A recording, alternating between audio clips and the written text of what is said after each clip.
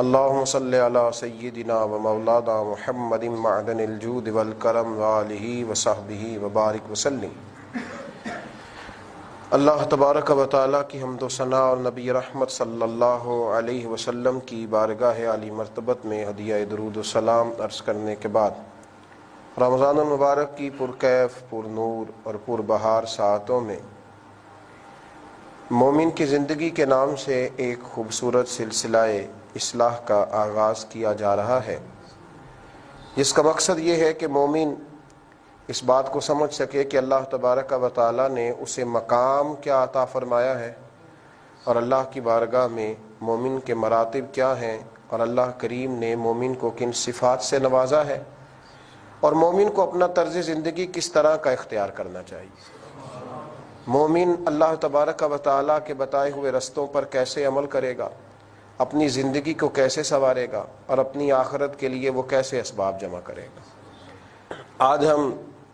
اس بات پر توجہ کریں گے، غور کریں گے کہ اللہ تبارک و تعالیٰ نے بندہ مومن کو مقام کیا عطا فرمایا۔ جب تک انسان کو یہ سمجھ نہیں ہوتی کہ میرا مرتبہ کیا ہے، میرا مقام کیا ہے، میں دراصل کن بلندیوں پر فائز ہوں، میرا معیار کیا ہے، اس وقت تک پھر وہ نہ تو معیاری گفتگو کر پاتا ہے، نہ معیاری عمل کر پاتا ہے، اور نہ زمانے میں کوئی معیاری کردار ادا کر پاتا ہے۔ بندہ مومن اگر یہ سمجھنے لگے کہ اللہ نے اسے عزت کیا عطا فرمائی، رب کریم نے اسے نوازا کتنا ہے، اس کا اعزاز کتنا ہے، تو پھر اس کی باتیں، اس کا لب و لہجہ، اس کا اٹھنا بیٹھنا اور اس کا بات کرنا ایک اعزاز والا عمل ہو جائے گا۔ وہ ہر چیز میں معیار کا خیال کرے گا، معیار کا خیال کرے گا ہر چیز میں۔ قرآن مجید فرقان حمید نے نبی کریم صلی اللہ علیہ وسلم کی امت کو بہترین امت قرار دیا۔ فرمایا میرے نبی کریم علیہ السلام کا کلمہ پڑھنے والوں، کنتم خیر امتن، تم اپنے آپ کو کبھی بھی کمزور اور چھوٹا محسوس نہ کرنا، تم بہترین امت ہو۔ اخرجت للناس، تمہیں لوگوں کے بھلے کے لیے بنایا گیا، تم بہترین لوگ ہو۔ معیار کو پہچانو، وہ جو کہا گیا نا کہ من عرف نفسہ فقد عرف ربہ، جو یہ پہچان گیا نا کہ میرا مقام کیا ہے، میں کیا ہوں، وہ تو اپنے رب کو پہچان گیا۔ اگر انسان کو یہ پتہ چل جائے کہ میرا دراصل معیار کیا ہے، تو پھر وہ کھانے میں بھی احتیاط کرتا ہے، بولنے میں بھی احتیاط کرتا ہے، پھر وہ سمجھتا ہے کہ میرا سٹیٹس ہے، مجھے اس کے مطابق چلنا چاہیے۔ جو آدمی سمجھتا ہے کہ میں کسی بڑے گھرانے سے ہوں، تو وہ کبھی بھی چھوٹا جملہ نہیں بولتا، چھوٹی حرکت نہیں کرتا، چھوٹی بات نہیں کرتا۔ جو سمجھتا ہے کہ میں پڑھا لکھا ہوں، تو وہ آدمی کبھی بھی معیار علم سے گری ہوئی گفتگو نہیں کرتا۔ جو شخص کہتا ہے کہ میں صاحب عقل و دانش ہوں، تو کبھی بھی وہ بیوقوفوں اور احمقوں جیسا جملہ نہیں بولتا۔ تو اگر مومن کو سمجھ آ جائے کہ اللہ نے اسے مقام کیا عطا فرمایا ہے،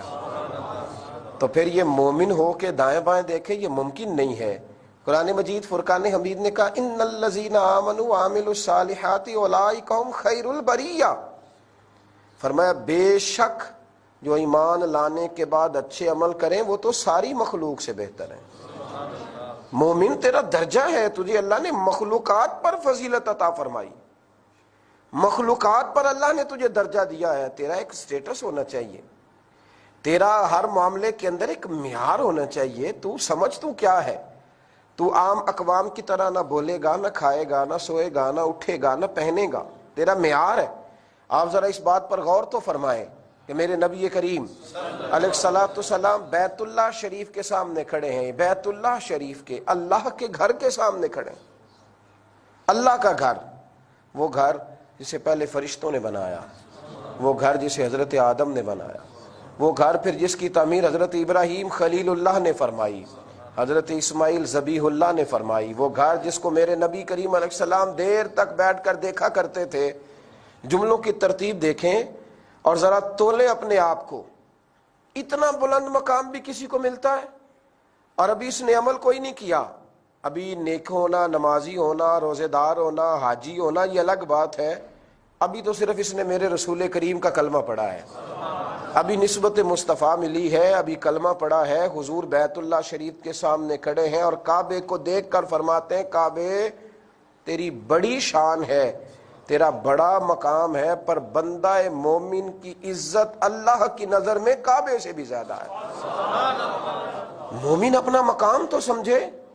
یہ کمزور بات کرے گا اگر اس کے پہلوؤں کے اندر کچھ کمزوری آئے گی، اگر اس کے لب و لہجے کے اندر کہیں کوئی ایسے معاملات ہوں گے کہ جو نہ قابل برداشت ہوں اور جن کا سٹیٹس اور معیار چھوٹا ہو، تو اسے سمجھنا چاہیے۔ بھائی ایک نیک باپ جب اپنے بیٹے کو غلط جگہ پہ جاتے ہوئے دیکھتا ہے تو وہ ناپسند کرتا ہے کہ بیٹے تو اپنا معیار دیکھ، ہمارے خاندان کا طریقہ دیکھ، اپنے قبیلے کی بلندی دیکھ، اور تو کہاں گھوم رہا ہے۔ بندہ مومن یہ سمجھتا ہی نہیں کہ اگر اس کی زبان سے جھوٹ نکلے گا تو یہ اس کے معیار کے خلاف ہے، اگر یہ حرام کھائے گا تو اس کے مقام بلندے اور مرتبے کے خلاف ہے، اگر یہ بات اونچی کرے اور جب یہ بکنے لگے تو چند ٹکوں پر بکے گا تو یہ اس کا سٹیٹس نہیں، یہ اس کا معیار نہیں، اس کو دیکھنا چاہیے کہ یہ کیا ہے۔ اقبال کہنے لگے، اے نوجوان مسلم کبھی یہ تدبر بھی کیا تو نے؟ وہ کون سا گردو ہے جس کا ہے تو ایک ٹوٹا ہوا تارا؟ اس نے کہا تجھے پتا ہے تیرا مقام کیا ہے، تجھے خبر ہے تو کیا ہے؟ بندہ مومن تو عام نہیں ہے، تو محمد عربی کا کلمہ پڑھنے والا ہے، تو رسول اللہ کا غلام ہے، تیرا ایک معیار زندگی ہونا چاہیے۔ تو چھوٹی بات کرتا ہے، کمزور بات کرتا ہے۔ میرے نبی کریم صلی اللہ تعالی علیہ وآلہ وسلم نے ارشاد فرمایا، میرے مومن کو تو اللہ نے یہ مقام عطا فرمایا ہے، میرے مومن کو اللہ نے یہ درجہ دیا ہے کہ یہ بھی نیکی کا ارادہ کرتا ہے، رب اسے نیکی کا اجر عطا کر بھی دیتا ہے۔ اور محبوب کریم فرمانے لگے، جب یہ نیکی کر لیتا ہے تو پھر اللہ فرشتوں سے فرماتا ہے اس نے کی ایک ہے، تم نے لکھنی 10 ہے، اس لیے کہ یہ مصطفیٰ والا ہے، یہ محبوب والا ہے، یہ غلامی والا ہے، یہ کالی زلف والے محبوب کی غلامی اور گدائی کا دعویٰ کرنے والا ہے۔ اس کا ایک معیار ہے، ایک سٹیٹس ہے، ایک بلندی ہے۔ مومن کو یہ جاننا چاہیے کہ دیکھیں نا، مجھے کسی شخص نے کہہ دیا کہ آپ میرے گواہ ہیں، میری جماعت میں ہیں، تو اگر اس آدمی کا کچھ معیار ہے تو میں لوگوں کو بتاؤں گا کہ فلاں عالم نے، صوفی اور درویش نے مجھے کہا ہے کہ آپ میری جماعت کا حصہ، مجھے فلاں بلند پایا آدمی نے کہا ہے کہ میرا اور آپ کے کا کوئی رشتہ ہے، کوئی تعلق ہے۔ جو حدیث پاک بخاری مسلم سے پڑھنے لگا ہوں، ذرا غور فرمائیے۔ حضرت عمر فاروق رضی اللہ تعالیٰ عنہ فرماتے، میں بھی کھڑا تھا، محبوب کریم علیہ السلام کی بارگاہ میں کچھ اور صحابہ بھی کھڑے تھے، ایک جنازہ گزرا، جنازہ اٹھانے والوں نے انتقال کرنے والے کی تعریف کی تو حضور نے فرمایا واجبات، اس پر واجب ہو گئی۔ تھوڑی دیر کے بعد پھر ایک جنازہ گزرا تو لوگوں نے کہا بڑا برا آدمی تھا، یہ جو انتقال کر گیا ہے یہ شریر تھا، یہ لوگوں کو تکلیف دیتا تھا، بد اخلاق تھا، بوجھ بنتا تھا لوگوں پر۔ حضور نے فرمایا واجب ہو گئی۔ جناب عمر فاروق رضی اللہ تعالیٰ عنہ عرض کرنے لگے، یا رسول اللہ صلی اللہ علیہ وسلم، جو اس نیک تھا اس پر بھی واجب ہو گئی، جسے لوگوں نے برا کہا اس پر بھی واجب ہو گئی، جس کی تعریف کی گئی اس پر بھی واجب ہو گئی، جس کے بارے میں لوگوں نے جملے صحیح نہ کہے اس پر بھی واجب ہو گئی، تو کیا واجب ہو گئی؟ تو نبی کریم علیہ الصلوۃ والسلام نے فرمایا، جسے تم لوگوں نے اچھا کہا تو اس کے لیے میں نے کہہ دیا کہ اس پر جنت واجب ہو گئی، اور جس کو جنازہ اٹھانے والوں نے برا کہا میں نے کہہ دیا کہ اس پر جہنم واجب ہو گئی۔ ایک جملہ کہا یہاں میرے نبی کریم علیہ الصلوۃ والسلام نے، ایک جملہ کہا، فرمایا انتم شہداء اللہ فی الارض، مومنو تم زمین پر اپنے رب کے گواہ ہو، تم اللہ کے گواہ ہو، اللہ کے گواہ۔ یار کمال بات ہے کہ میں اور آپ وہ لوگ ہیں کہ جن کی گواہیوں پر رب فیصلے فرماتا ہے، جن کی گواہیوں پر رب فیصلے فرماتا ہے۔ قرآن مجید کا دوسرا پارہ کھول کر کے دیکھیے گا، صبح قیامت اللہ نبی کریم علیہ السلام کی امت کی گواہیاں پچھلی امت کے حق میں قبول فرمائے گا۔ مومن ہو اور یہ اپنا معیار نہ جانے، اسے خبر ہی نہ ہو کہ میرا مقام کیا ہے۔ انتم شہداء اللہ فی الارض، فرمایا تم زمین پر اللہ کے گواہ ہو، تم گواہ ہو زمین پر اللہ کے۔ میرے رسول کریم صلی اللہ تعالی علیہ وآلہ وسلم نے ارشاد فرمایا، میرے مومنوں تمہیں اللہ نے بڑی فضیلتیں دی ہیں، جمعے والا دن دیا ہے، اور اس دن میں ایک گھڑی دی ہے، اس گھڑی میں جو دعا بھی کرو گے رب قبول فرما لے گا۔ فرمایا میرے مومنوں اللہ نے تمہیں رمضان کا مہینہ دیا ہے، نفل نماز پڑھو گے تو اللہ فرض کے برابر ثواب عطا کرے گا، فرض ادا کرو گے تو اللہ 70 گنا اجر عطا کرے گا، اور محبوب فرمانے لگے اس میں پھر اللہ نے ایک لیلۃ القدر عطا فرمائی ہے، وہ رات ایک ہے پر لیلۃ القدری خیر من الف شہر، رات ایک ہے پر 1000 مہینے سے زیادہ فضیلت رکھتی ہے۔ یہ اعزازات ہیں، اس امت کے یہ درجے ہیں، اللہ نے انہیں عظمتیں عطا فرمائی، انہیں اللہ نے بلندیاں عطا فرمائی۔ ہم باتیں سنتے ہیں پر ان کے معیار تک نہیں جاتے۔ امام رازی نے لکھا ہے کہ امت مسلمہ وہ شان والی امت ہے جن کے تذکرے اللہ نے زبور اور تورات اور انجیل میں بھی بیان فرمائے، یعنی مصطفیٰ کریم کا صدقہ مصطفیٰ کے غلاموں کا ذکر بھی پرانی کتابوں میں آیا ہے۔ حضرت موسیٰ نے جب یہ تذکرے پڑھے تو عرض کرنے لگے اے اللہ یہ امت مجھے نہیں عطا کر دیتا؟ او مومن تیرا درجہ دیکھ، تیرا معیار دیکھ، تو دیکھ تیرے خریداروں میں نام کن کن کے شامل ہیں، تیرے خریداروں میں، تیرے چاہنے والوں میں نام کن کن کے شامل ہیں۔ موسیٰ کلیم عرض کرنے لگے، وہ موسیٰ کلیم جو رب سے باتیں کرے اور قرآن کے ہر پارے میں ان کا تذکرہ ہے۔ فرمایا اے اللہ یہ امت مجھے عطا کر دے، تو رب کریم نے کہا موسیٰ یہ جو شانوں والی امت ہے نا، یہ جو عظمتوں والے، یہ جو مومن ہے جن کا ایک مقام ہے، یہ جن کو میں نے معیار دیا ہے، جن کو میں نے نوازا ہے، انہیں میں اپنے رسول کی غلامی میں دوں گا۔ یہ میں نے حضور کے غلام بنائے ہیں، یہ شان ہے ان کے غلاموں کی، تو پھر سرکار کا عالم کیا ہوگا؟ یہ ان کے غلام میں نے بنائے۔ تو موسیٰ علیہ السلام نے خواہش عرض کی، کہا اللہ پھر اس شان والے رسول کا مجھے بھی امتی بنا دے، مجھے بھی امتی بنا۔ بھائی تو اپنے معیار کو سمجھ، تو سمجھ تو صحیح تو کیا ہے؟ تو مطلب سمجھتا ہے کہ میرا مطمع نظر یہ ہے کہ روٹی کمانی ہے، بچے پالنے ہیں، بس یہ تھوڑی سی میری شہرت ہو جائے، یہ 4-5 لوگ مجھے جاننے لگے، یہ 5, 10, 15 جگہ پہ میری تصویر چھپنے لگے، یہ تیرا معیار ہے؟ اس کو تو اپنا سٹیٹس سمجھتا ہے۔ دیکھ مدینے کے محبوب علیہ السلام نے کیا ارشاد فرمایا، اور میرے نبی کریم علیہ السلام نے کس کس انداز میں باتیں ارشاد فرمائی۔ فرمایا مومن کو دنیا میں تو اللہ عزت دے گا ہی، جب قیامت میں میرا مومن آئے گا نا تو میرے محبوب کریم علیہ السلام فرمانے لگے جس جس جگہ وضو کا پانی لگتا رہا نا، میرے مومنوں کے وجود کے وہ حصے اس طرح چمکیں گے جیسے 14ویں کا چاند چمکتا ہے۔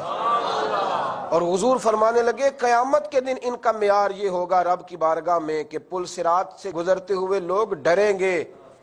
لیکن جب میرے غلام آئیں گے تو یہ تیزی سے گزر جائیں گے۔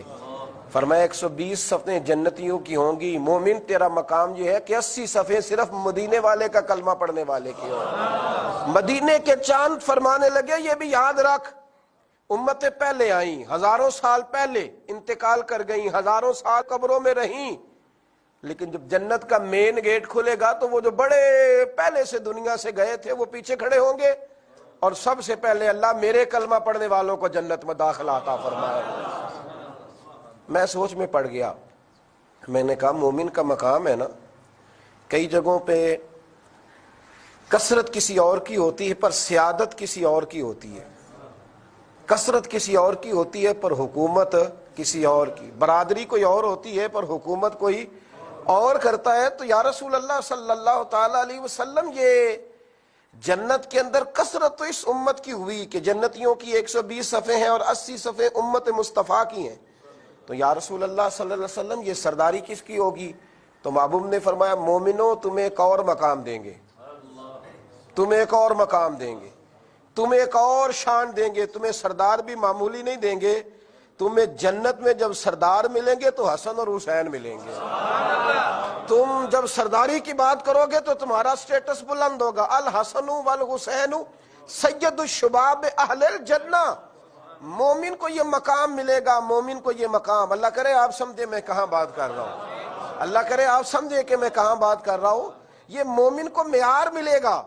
کہ لیڈر بھی حسن اور حسین جیسے ملے گا، یہ لیڈر ہے حسن اور حسین۔ تم ناز کرو گے کہ کائنات نے اگر ہمیں سربراہ دیے ہیں نا رب کریم نے کائنات میں سے ڈھونڈ کے تو کوئی شانوں والے ہی عطا فرمائے، سید الشباب اہل الجنہ۔ خواتین سوچ سکتی تھیں کہ یہ تو جنتی جوانوں کے سردار ہیں، تو محبوب ہمیں کیا ملے گا؟ فرمایا تمہاری سرداری میری لخت جگر سیدہ فاطمہ الزہرا کرے گا، سیدۃ النساء اہل الجنہ۔ تمہارا ایک مقام ہے بھائی، مومن کا ایک درجہ ہے، مومن کا ایک وقار ہے اللہ کی نظر میں، ایک ایک اس کا احترام ہے، اس کا ایک اعزاز ہے۔ میں سوچنے لگا کہ مومن دنیا میں شان یہ ہے کہ تھوڑا عمل کرتا ہے زیادہ اجر پاتا ہے، دنیا میں شان یہ ہے کہ اس کی عزت کعبے سے بھی زیادہ ہے، دنیا کے اندر یہ مقام ہے کہ یہ جنت میں بھی سب سے پہلے جائے گا، تو یہ بس اپنے لیے ہی سارا کچھ کرے گا یا کسی اور کے لیے بھی؟ تو میرے مصطفیٰ کریم نبی رحمت صلی اللہ تعالی علیہ وآلہ وسلم نے ارشاد فرمایا، ترمذی میں موجود ہے، مدینے کے اندر بنو تمیم قبیلہ سب سے زیادہ بکریاں پالتا تھا۔ میرے کریم رسول فرمانے لگے، قیامت کے دن اللہ میرے ایک مومن کے کہنے کی برکت سے، میرے ایک مومن کی سفارش کی برکت سے بنو تمیم قبیلے کی بکریوں کے برابر لوگوں کو جنت میں داخل کرے گا۔ یعنی یہ وہ لوگ ہیں جن کی گواہیاں دنیا میں قبول کر کے اللہ فیصلے کرے گا، اور مومنوں تمہاری گواہیاں قبول فرما کے، اللہ سفارش قبول فرما کے قیامت میں اللہ گناہگاروں کو جنت بھی عطا کرے گا۔ اس لیے میرے نبی کریم نے حضرت عمر سے اور مولا علی سے کہا کہ اویس کرنی سے ملنا اور اسے کہنا تو وہ مومن ہے کہ مومنوں میں تیرا مقام اونچا، اسے کہنا میرے گناہگاروں کے لیے دعا کرے، اسے کہنا، اپنا معیار سمجھیں، اپنا سٹیٹس سمجھیں، آپ دیکھیں آپ کیا ہیں۔ ایسے ہی ذرا پیسے نہیں ہیں اور ذرا غریبی ہے اور ذرا بیماری ہے تو اپنے آپ کو کمزور اور چھوٹا محسوس نہ کریں۔ میرے محبوب نے فرمایا تمہیں شانیں اتنی دے کے جا رہا ہوں کہ جب بھی جیو گے نا سر اٹھا کے جیو گے، وقار سے جیو گے، عظمتوں سے جیو گے۔ دعا کرتا ہوں رب کی بارگاہ میں اللہ ہمیں اپنا معیار سمجھنے کی توفیق عطا اور مقام مومن کی آنکھوں میں اللہ واضح فرمائے۔ آخر دعوانا ان الحمدللہ رب العالمین۔